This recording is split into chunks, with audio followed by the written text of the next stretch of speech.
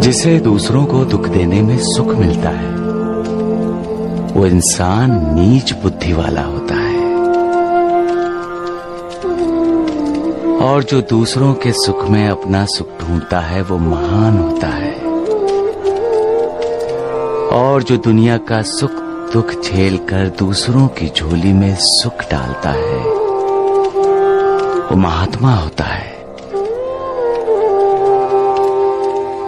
घर ईंटों से या मिट्टी से नहीं बनता, वो तो दीवारें बनती हैं। घर उन दीवारों में रहने वालों से बनता है। घर भी उसमें रहने वालों के दुख सुख सुनकर दुखी होता है। जब घर में रहने वाले सुखी हैं तो घर भी सुखी है, और जब घर में रहने वाले दुखी हैं तो घर को भी दुख होता है। घर बोलता नहीं है, लेकिन तुम्हारी भावनाओं को पनाह देता है। तुम्हारे गम को हल्का करने के लिए वो तुम्हारा सहारा बनता है। तुम उसके कंधों पर सर रखकर रो लेते हो। और जब घर में रहने वाले खुश होते हैं, सुखी होते हैं, तो दीवारें भी तुम्हारी खुशी में गूंजकर तुम्हारा साथ देती हैं। घर में रहने वाले कितने भी हों, घर एक इकाई है, और उस इकाई को एक बनकर रहना है। एक दूसरे का आधार बनकर, सहारा बनकर, साथी बनकर रहना है। तभी तो समाज में, देश में, संसार में एकता आएगी। क्योंकि ऐसे ही घरों से समाज, समाज से देश, और देश से संसार है। घर की इकाई टूटेगी तो घर टूटेगा, समाज टूटेगा। तो फिर हम कुछ लोग स्वार्थी होते हैं जो सिर्फ अपना सोचते हैं। कुछ लोग द्वेषी होते हैं, अपना तो सोचते ही हैं, साथ साथ दूसरों का भी बुरा सोचते हैं। उनके मन में हर चीज के लिए, हर जीव के लिए द्वेष रहता है। उन्हें किसी को खुश देखकर, सुखी देखकर अच्छा नहीं लगता। वो दिल ही दिल में जलते रहते हैं, जलते रहते हैं। ऐसे लोगों से बचना चाहिए। उनकी बातों को सुनकर पहले आजमाना चाहिए, और उनके प्रभाव में कभी नहीं आना चाहिए। सबका मालिक एक है। इंसान की सबसे बड़ी कमजोरी कौन सी है? इंसान का अपना शरीर, क्योंकि यह शरीर विकारों के धागों से बुना जाता है। इस शरीर के कारण ही इंसान के मन में मैं और मेरा ये अहम भाव जागता है, और इस अहम भाव की वजह से इंसान दूसरों से ईर्ष्या करता है, द्वेष करता है, उनका तिरस्कार करता है। इसी शरीर के कारण वो सोचता है कि सामने वाले को महत्व मिल रहा है तो मुझे क्यों नहीं। सब लोग उसकी जय जयकार करते हैं, मेरी क्यों नहीं। तब वो दूसरों को नीचा दिखाने के लिए साजिश करने पर उतर आता है। ये सब क्यों होता है? हम शरीर के सुख से अपने आप को सुखी मानते हैं। शरीर की बड़ाई अपनी बड़ाई मानते हैं। शरीर का अपमान इंसान अपना अपमान मानता है। लेकिन इंसान ये भूल जाता है कि शरीर और मैं दोनों अलग अलग हैं। आईने में इंसान अपने आप को देखता है, तो क्या इंसान आईने में होता है? नहीं। आईने में दिखाई देने वाला क्या अपने आप को पकड़ सकता है? नहीं। फिर साथ क्या है? सत्य यही है कि शरीर साथ नहीं है, शरीर नित्य नहीं है। शरीर के अंदर रहने वाली अविनाशी आत्मा सत्य है, नित्य है। उसी अविनाशी आत्मा का परमात्मा के साथ रिश्ता जोड़ो। उसी अविनाशी आत्मा का मालिक के साथ रिश्ता जोड़ो। फिर विकारों से ग्रस्त इंसानी शरीर का कोई लोभ, कोई मोह नहीं होगा। फिर ईर्ष्या, द्वेष, तिरस्कार, क्रोध जैसे विकार हावी नहीं होंगे। फिर इंसान किसी के खिलाफ साजिश नहीं करेगा, ना किसी को नीचा दिखाने की कोशिश करेगा। सबका मालिक एक। महालसापति जी। दूसरों में जो गुण हैं, उन गुणों की तारीफ हर कोई नहीं कर सकता। दूसरों की तारीफ करने के लिए बड़ा दिल होना बहुत जरूरी है।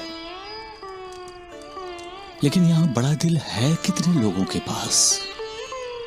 है भी तो दिल को छोटा कर लेते हैं। दूसरों की तारीफ करने के लिए शब्दों की कंजूसी कर लेते हैं। लेकिन क्यों? क्योंकि लोग एक दूसरे से ईर्ष्या करते हैं, द्वेष करते हैं। दूसरों का उत्कर्ष उनकी तरक्की है, जो उनसे बर्दाश्त नहीं होती। जो गुणी है, ज्ञानी है, अगर उनका उत्कर्ष होता है तो ये सहनशील हो जाते हैं। अपने दुश्मनों का भी बुरा नहीं चाहते। फिर भी अविचारी लोग उनका बुरा चाहते हैं, उन्हें अपना दुश्मन समझते हैं। ऐसे लोग कभी भी किसी का भला नहीं करते। अगर करेंगे भी तो बुरा ही, और सोचेंगे भी तो बुरा ही। मालिक की बनाई हुई ये दुनिया अच्छे लोगों की अच्छाई पर ही तो चलती है। साधु, संत और सज्जन इनके तपों के सामर्थ्य पर ही चलती है। लोगों की दी हुई दुआओं पर ही तो चलती है। ये बुरे लोग नहीं जानते, इसलिए जिनका गौरव करना चाहिए उनका गौरव गान खुले दिल से नहीं करते, बल्कि किसी ने उनका गौरव गान कर दिया तो उसे अपना अपमान समझ लेते हैं। महालसापति, लड़ाई जैसे सज्जन और दुर्जन में, नास्तिक और आस्तिक में, विश्वास और अविश्वास में होती है, वैसे ही गुणों और अवगुणों में होती है। और जीत हमेशा गुणी इंसान की होती है। जीत क्यों होती है? क्योंकि मालिक का आशीर्वाद हमेशा गुणी इंसान के साथ ही तो होता है। सबका मालिक एक।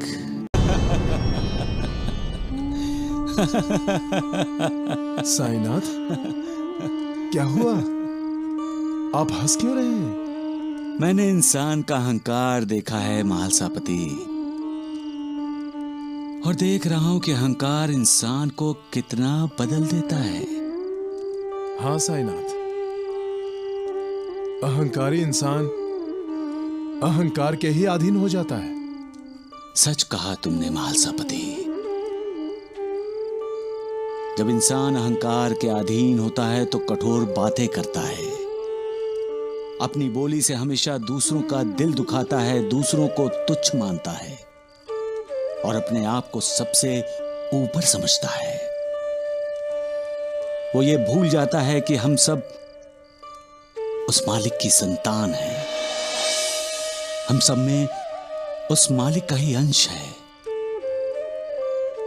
अगर ऐसा है तो फिर क्यों हम अपने आप को श्रेष्ठ और दूसरों को तुच्छ माने? क्यों हम दूसरों का अनादर करें? महालसापति, मैं तुम्हें एक कहानी सुनाता हूं। एक साधु था जिसके पास एक गणेश जी की और एक चूहे की सोने की मूर्ति थी।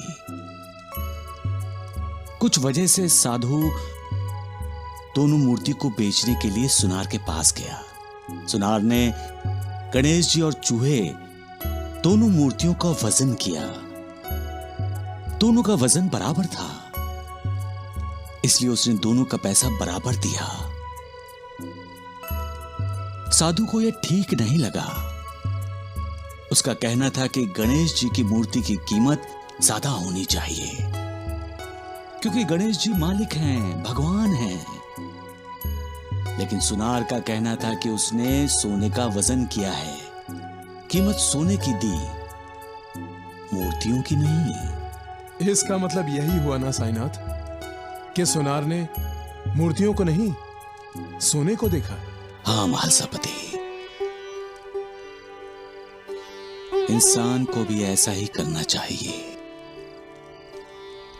हर इंसान को एक दूसरे इंसान के अंदर की आत्मा को देखना चाहिए,